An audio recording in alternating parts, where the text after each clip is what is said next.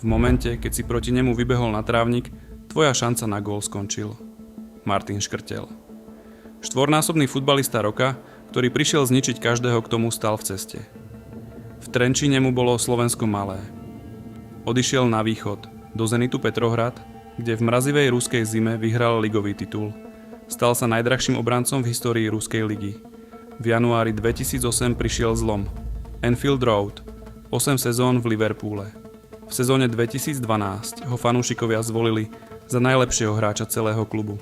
Rozbité obočie, krvavé dresy a rešpekt od hviezd ako Luis Suárez či Steven Gerrard. Rok 2010. Majstrovstvá sveta v Afrike.